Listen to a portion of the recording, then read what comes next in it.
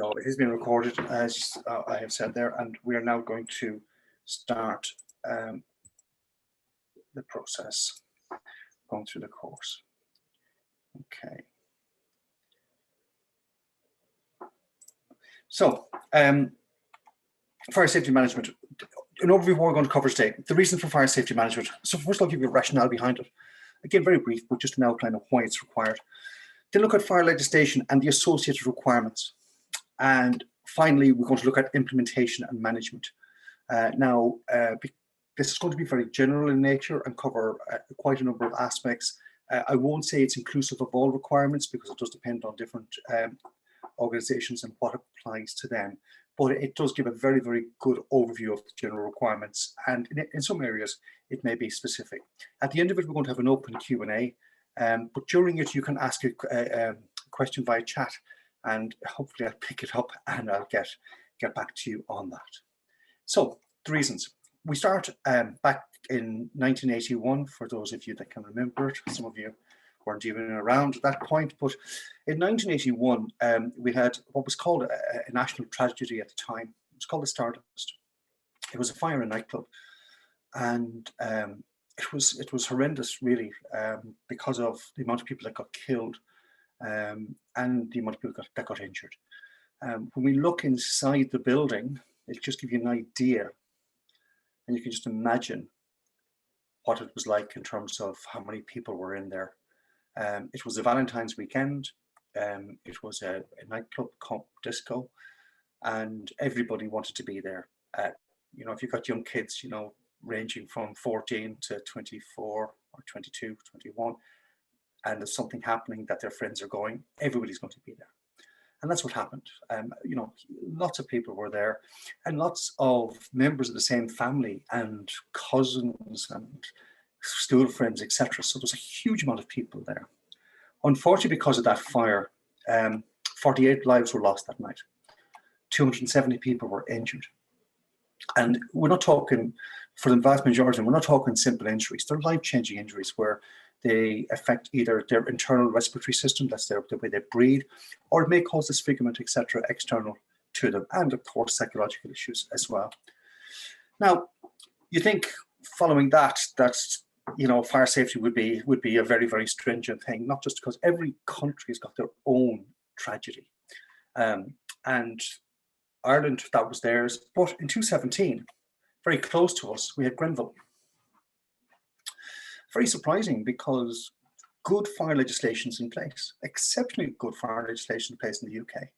And Ireland actually would have mirrored a lot of their legislation on the UK's legislation, because they reacted to previous fires that go back in the 70s, and that's when they started their fire legislation. I suppose putting it very in a robust format. 72 deaths here, and 70 plus injured, and a number of escapees, 223. So you think, well, in today's modern world, with everything that's in place and the fire safety arrangements and the building requirements with regard to how buildings are built, you'd expect that that wouldn't happen.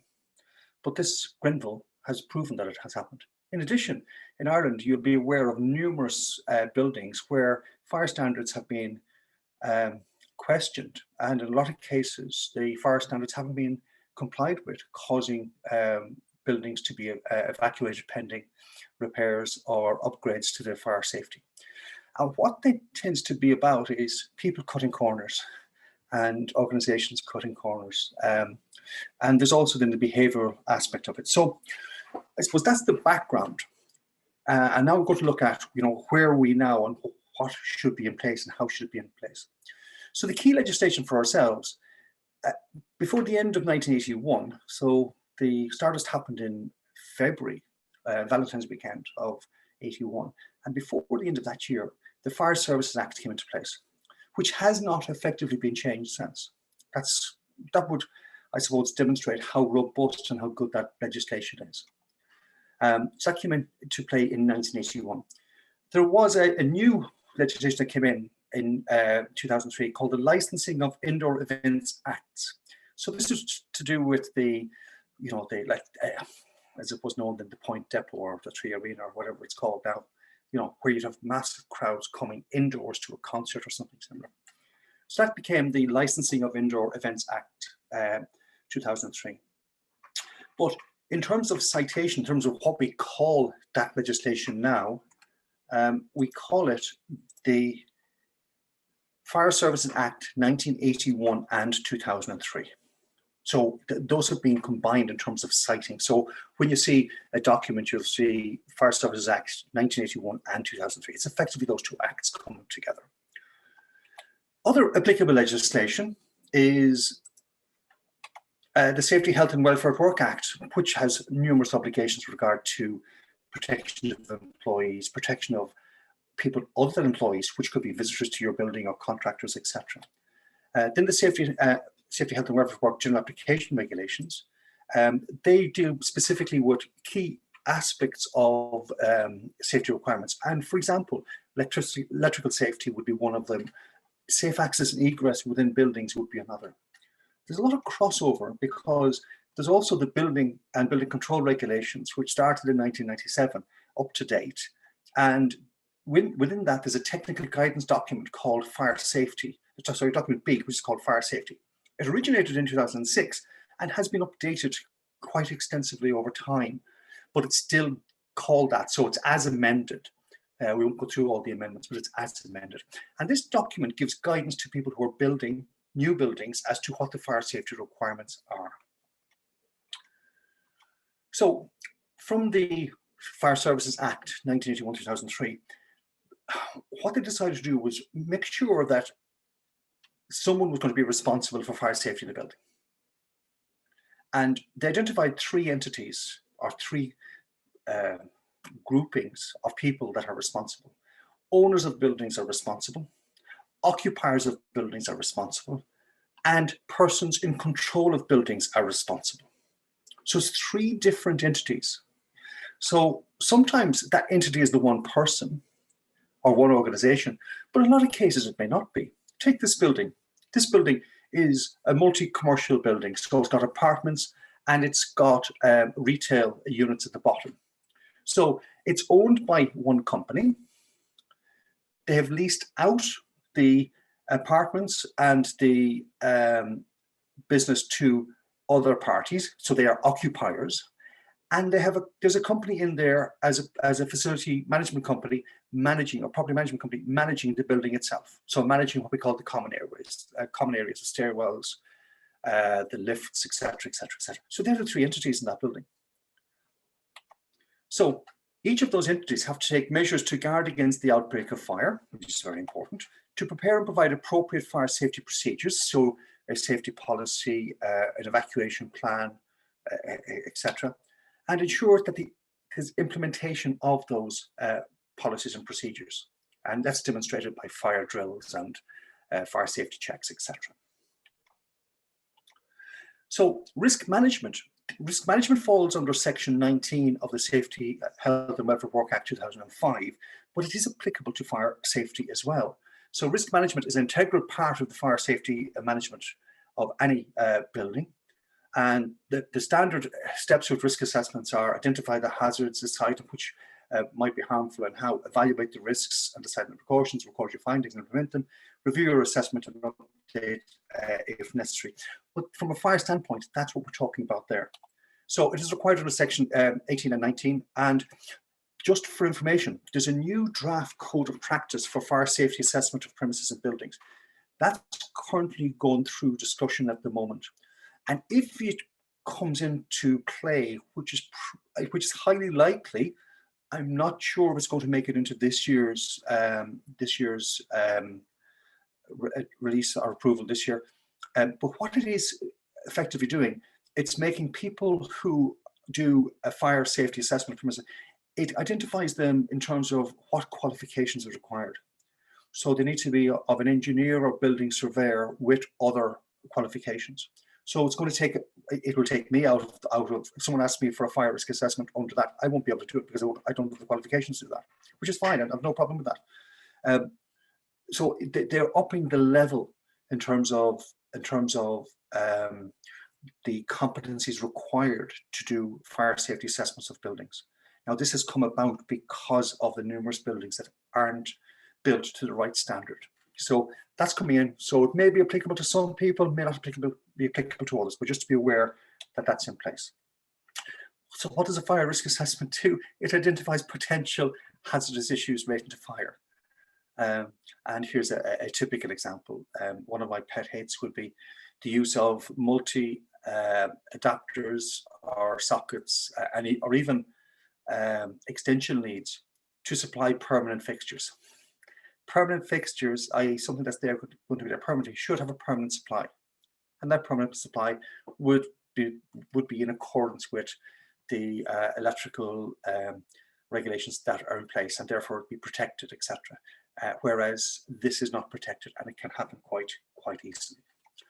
So what are the legislative requirements? Well, fire certification. Every commercial building has to have a fire certificate, and that's generally got when it's built. So before built, an engineering, fire engineering consultant would draw up fire plans for the building, including how it's built, containment, number of people's allowable, the access and egress, all of that is put into a plan and submitted for approval. And now that approval process got a lot tougher now, and the requirements are a lot tougher, which is good. But then that plan means the building is built to that, and it should conform to that. And that's where the problem arises, where some buildings put in this plan, great and fully compliant, but then it wasn't built to that plan. Fire risk assessment, again, this generally before people would occupy a building, that the risk assessment is done, controls are put in place.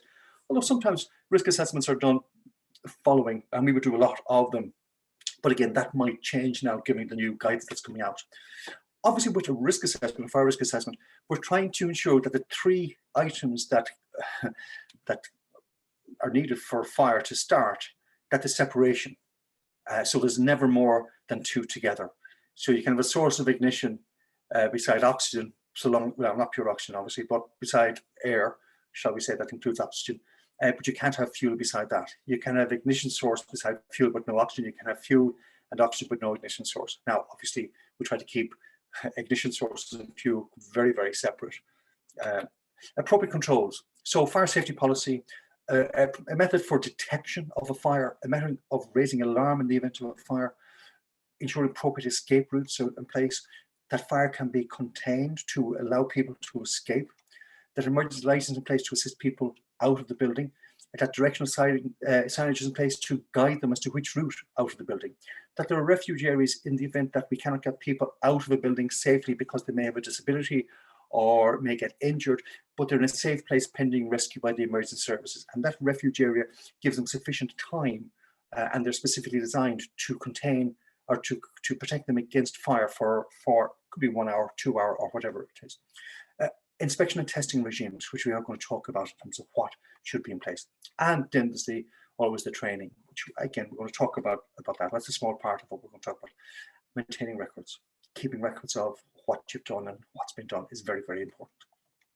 So this is just an inspection we did earlier this year of one building. I won't say it's the worst building, but it's just a few things that come up, common things that come up. A room, so we call it a small plant room, or a room with electrical boards, etc. And here we've items stored up against the boards, and they're cleaning. You know, so it's a cleaning cart.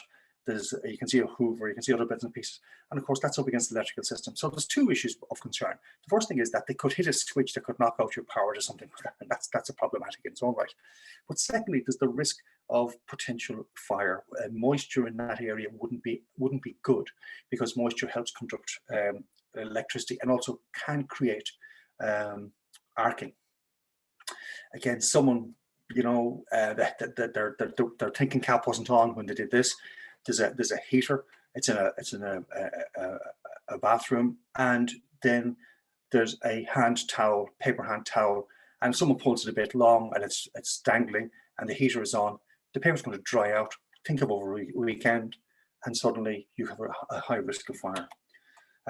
Leads like this, you know, to be used, they should be fully coiled out to use. But again, if it's powering something that's permanent, a permanent supply should be put in place. Oh, this is what we call a daisy chain. So that you can see a couple of adapters there.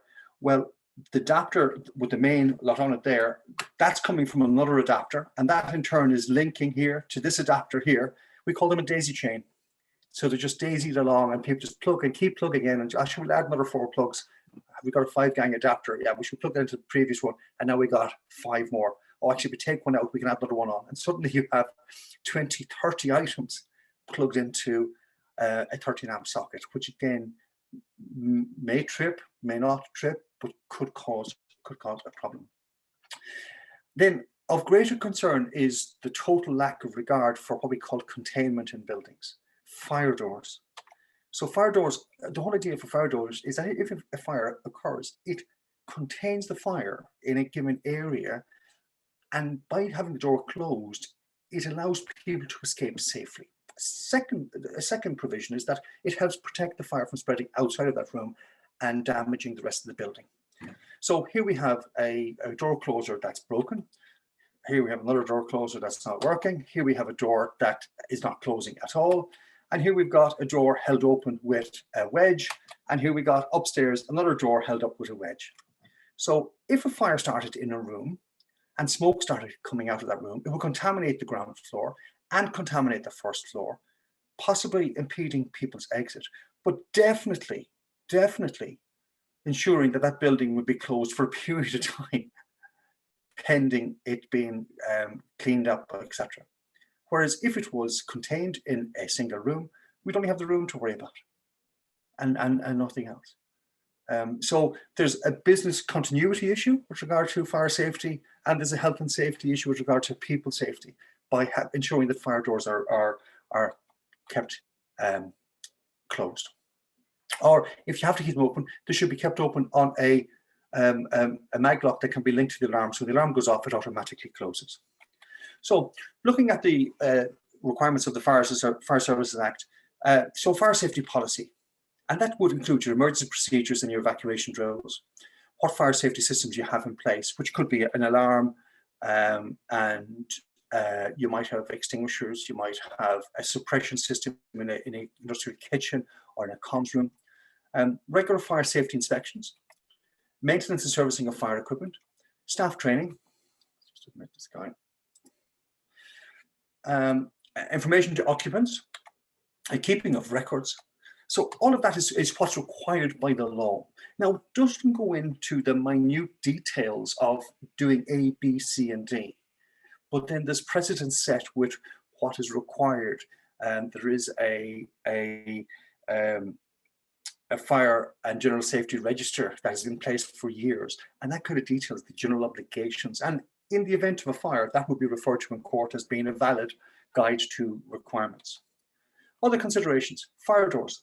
Again, very, very important. They're designed to be kept closed, and they're designed to be kept closed or close in the event of an alarm going off to, again, help people out of the building.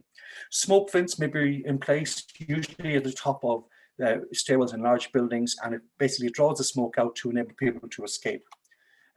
Refuse comms, this is a communication at a refuge point where an individual can speak to someone on the lower floor and advise them of their status. Lifts, again, emergency comms in lifts, and again, part of the checks we do in the building is go into the lift and hit the emergency button. The next question is, I'd say is, listen, we're just doing a training thing here. Do you know where I am? I'm standing in the lift. I'm asking them, do they know where I am? Because if they don't know where I am, I'm in trouble. Because I could be a foreign national with language difficulties in terms of English. So I mightn't be able to tell them or understand what they're saying. So they need to know exactly where I am when that alarm goes off, so that they can then ring the building management company or the owners of the building and say, listen, there's someone in the lift. Can you check to make sure he can get down, or give us a call, we may have to come and do a rescue. Fire shutters, these are again common in industrial facilities or maybe hotels where you've got a restaurant or industrial kitchen where the fire shutters come down in the event of an alarm, again to contain the fire in that area. Containment OPEs, so there'll be openings that need to be contained. For example, builders drill a hole through a wall, and are they filling that up afterwards with appropriate fire retardant materials? And it's called fire sealing. Explosive environments, again, can be manufacturing or for example, petrol stations, etc., may have explosive environments that need to be considered. Arson needs to be considered in some cases. Use of chemicals may need to be considered. Again, there's lots of considerations, not just fire safety, that there may be other implications. Management of contractors, which we're going to talk about briefly for you as well. So emergency routes and exits. Emergency routes to emergency exits and the exits themselves are kept clear at all times and lead as directly as possible to the open air or to a safe area. And again, it can happen. Just some typical pictures we come across where you can't get through the exit. And you might think, well, listen, that's not a major problem. Sure, listen, we'll move it out of the way and get out. Yes, under normal circumstances, that's absolutely fine. But when there's people in a panic, and most people don't know what panic is, just to give you an idea. So I'm in a facility, and I hear the alarm goes off, and I'm heading for the door, and suddenly I see smoke and flames at the door. I can't get out that way, and I look for an exit. I see a route there. So does 15 other people. I'm not walking there. You know, I'm a normal person. I'm going to run. So are they. Are we going to get to this door? What's going to happen? We're going to trample on each other. It is human nature. That's what happens. You know, so we have to ensure that there are safe ways out and safe way through that door to a safe exit. So not a car blocking it or worse. I won't go through all the issues that we come across, but in the event of danger, it's possible for employees to evacuate all workstations quickly and as safely as possible. So a clear guidance to staff as to how to get out of your building. And again, this is practiced in fire drills, etc. And I'll talk about them briefly later on. Emergency doors and gates are not locked or fastened, that they cannot be easily or immediately opened by any person. Again, it's actually a criminal offence to lock exits. And people, oh yeah, but security.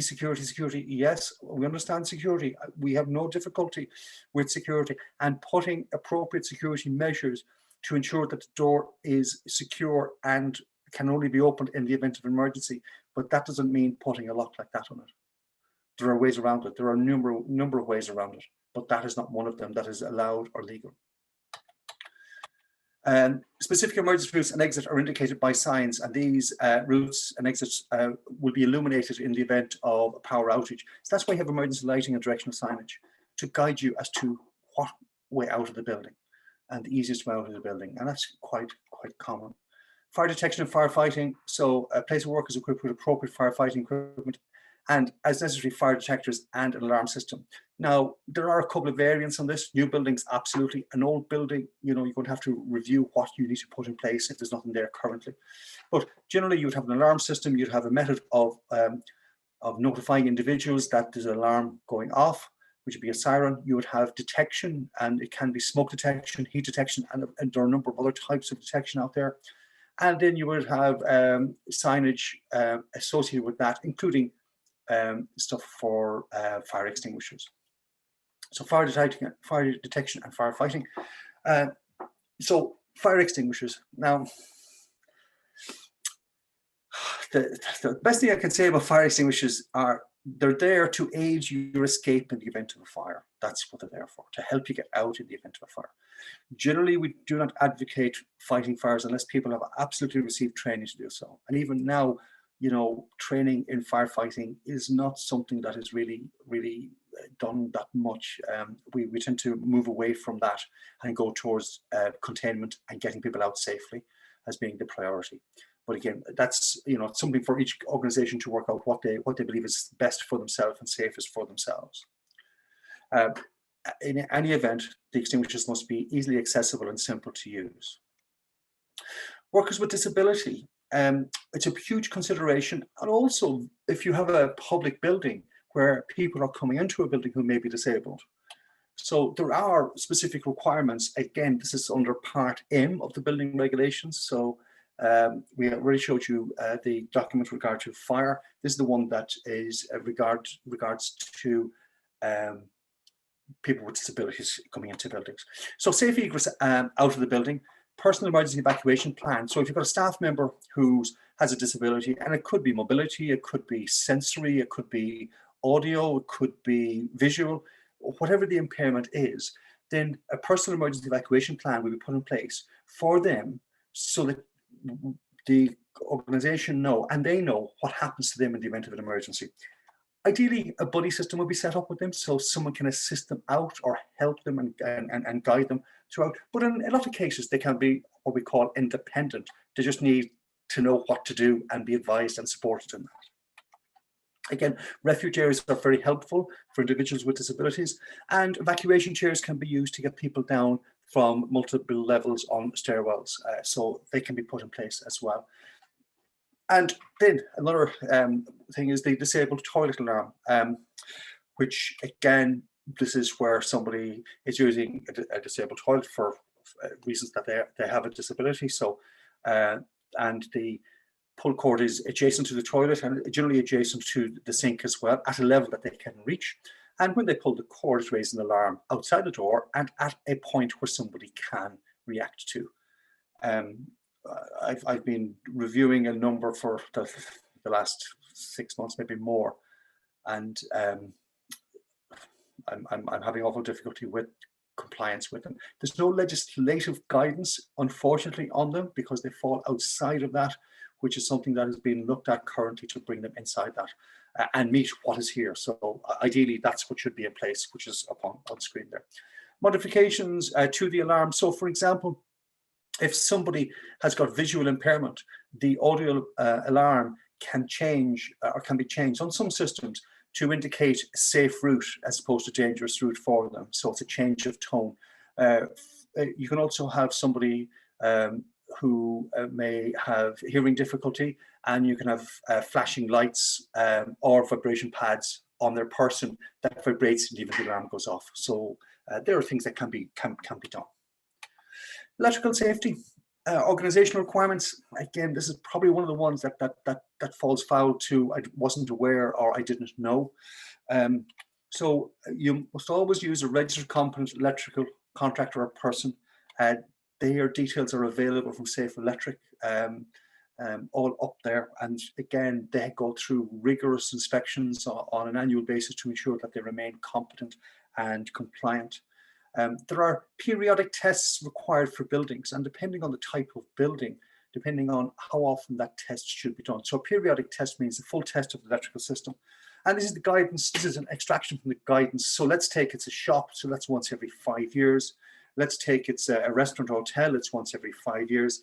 Let's take it's a laundrette, it's once every 3 years. So you can see a laundrette would be very busy, you know, lots of usage, lots of power being drawn, lots of heat, lots of moisture. Obviously, it would be a higher risk area and would need that done. Pad testing, portable appliance testing. So what is a portable appliance? Anything with a plug that you plug in. And what is the requirement? Well, items like this that are subject to a harsh environment require pad testing. And that means it's tested for electrical safety and integrity. And again, that should be done and it helps reduce the risk of fire. Contractor management. So again, one of our biggest problems relate to contractors and them starting fires on us. I'll give you an example. Very recent example would be it's called Pennies. It's not Pennies up north, but whatever the equivalent is up north. And they lost that building in Belfast there about a year and a half ago. That was because of a contractor. Yeah, you know, that's simple because of a contractor. Now there are other issues associated with that.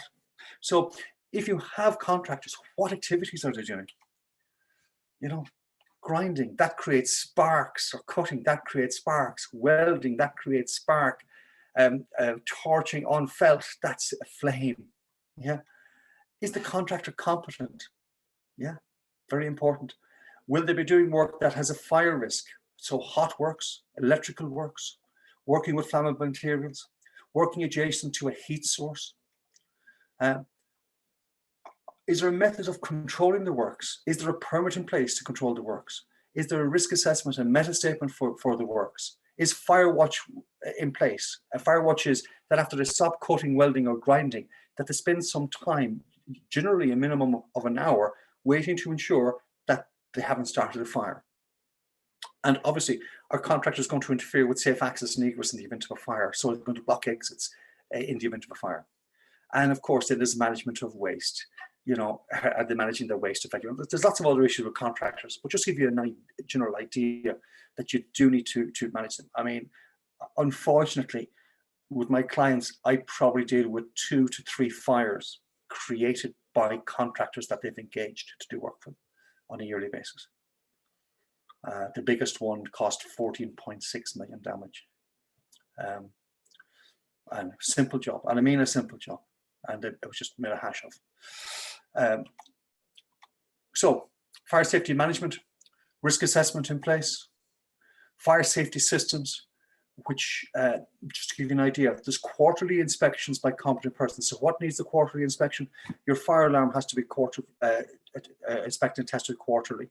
Your emergency lighting and directional signage has to be tested quarterly. If you have associated life safety systems, so vents, dampers, or life safety systems, and personally, I would include the disabled toilet in that, the alarm for that in that, the refuge alarm in that. So I would all bring them into the one, that they should be included in that as part of that.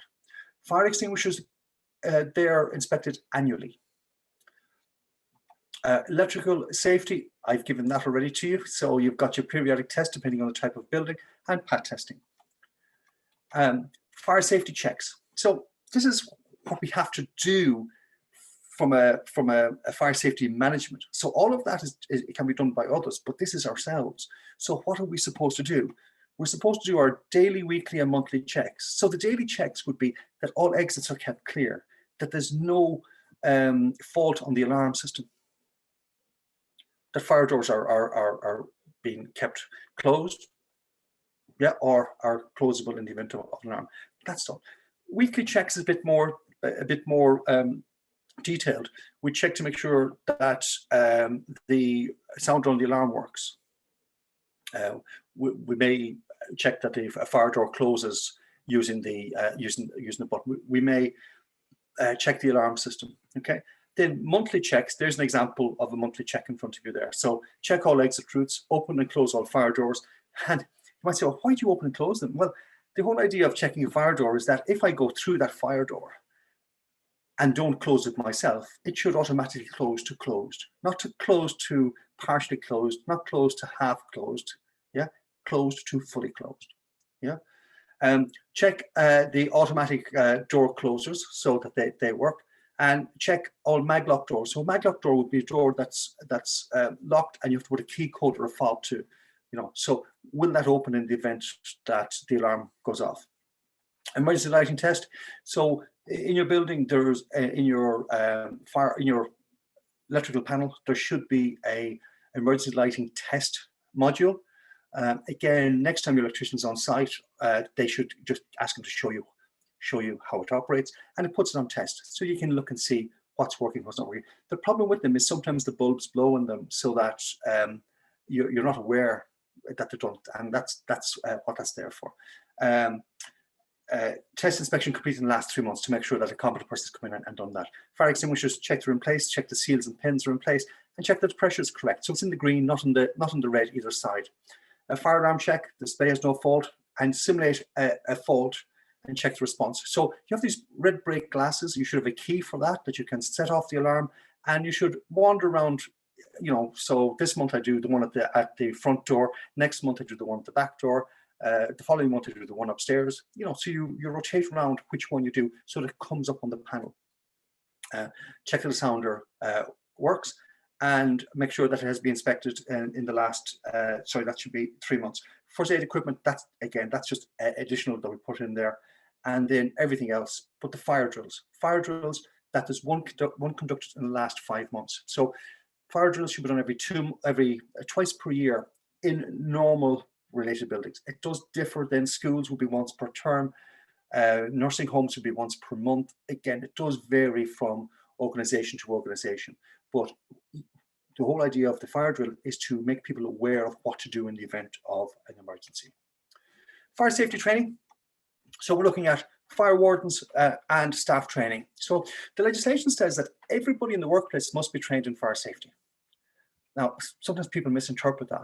So let's take general staff without duties or responsibilities. So they receive induction, and on that induction, they're told about the fire safety arrangements, fire safety policy, what to do in the event of an emergency, etc., and who's responsible for fire safety, and basically run through the whole system. So that's classed as training in its own right. Then twice during the year, one would hope that they're attending a fire drill, and that again meets the requirement of training. And you may send out a bulletin with regard to fire safety, or a post-drill bulletin, etc. Again, that meets that requirement. Now, duty holders, this is people who act as fire marshals or fire wardens, they need specific training as to how to act in the event of a fire. But also fire wardens and fire marshals, they also help maintain fire safety on a daily basis. You know, so they should be acting with regard to identifying, or if they come across, let's say, an exit that's blocked, that they'll do something about it.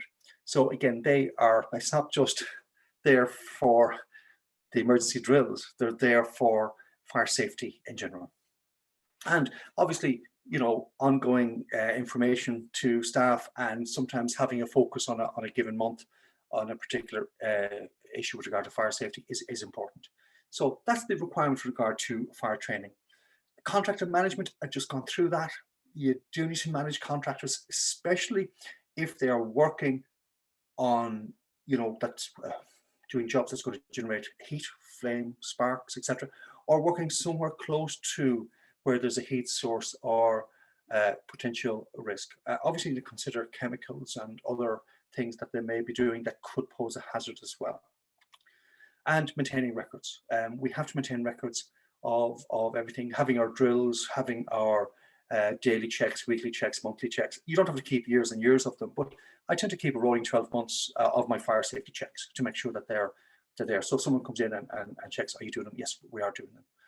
Again, just be careful that sometimes people are allocated checks to do, and because of work pressures or the other issue, which could be laziness, they may sit at a desk and tick the boxes and sign and say, I've done them. Again, that's not what you're looking for. You're looking for it to be done correctly. I have one company, and what they do is that a different person every week takes the responsibility on, which is good. So they do the checks every week, and that then kind of, I suppose, helps everybody get involved in fire safety. So again, that was very, very brief and very, very quick, unfortunately, but we went through the reasons for fire safety management, fire legislation and the associated requirements, and the implementation and management of fire. Obviously, we didn't cover everything. I mean, there's, for example, there's, you know, there's the signage requirements, the fire action sign, what should be on it, etc. You know, there's lots of things we didn't cover, but the general points we did cover for you. And if any questions on it, we can deal with them now, or you can drop an email to us and we can do that. We also have checklists as well that we can forward out to you if you want, which if you don't have. So what I'm going to do with them next is I'm going to take it off recording.